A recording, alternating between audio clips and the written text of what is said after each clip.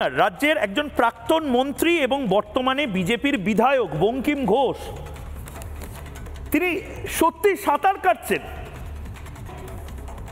এটা বঙ্কিম ঘোষ, ইনি বাম আমলে মন্ত্রী ছিলেন, বিজেপির এখন বিধায়ক, তিনি সত্যিই সাঁতার কাটছেন এবং এই সাঁতার কাটার ছবি মমতা বন্দ্যোপাধ্যায় চান।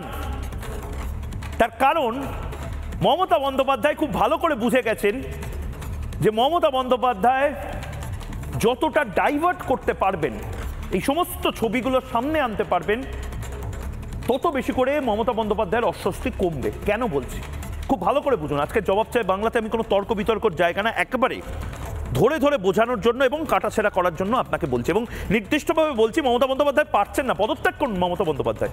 দরকার হলে দীপক অধিকারী, দেবকে মুখ্যমন্ত্রী বানানো হোক, অভিষেককে মুখ্যমন্ত্রী বানানো হোক, অরূপ বিশ্বাস, জনাব ফিরহাদ হাকিম, যে কেউ মুখ্যমন্ত্রী হন, আমার ধারণা মমতা বন্দ্যোপাধ্যায়ের থেকে হয়তো ভালো কাজ করবেন তারা, এবং তাদের মধ্যে অনেকেরই হয়তো ইচ্ছা আছে মুখ্যমন্ত্রী হওয়ার।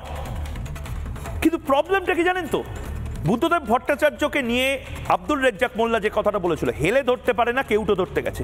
তৃণমূল কংগ্রেস এই মুহূর্তে হেলে ধরতে পারছে না, এরা ফ্যাক্টরি বানাতে পারে না, গোটা বাংলায় ফেক নিউজের ফ্যাক্টরি বানিয়ে রেখেছে, সিঙ্গুরে একটা টাটার ফ্যাক্টরি আনতে পারে না, আর তারা নাকি 42 লক্ষ শ্রমিককে এই বাংলায় আনার কথা বলছে। এটা অদ্ভুত জিনিস।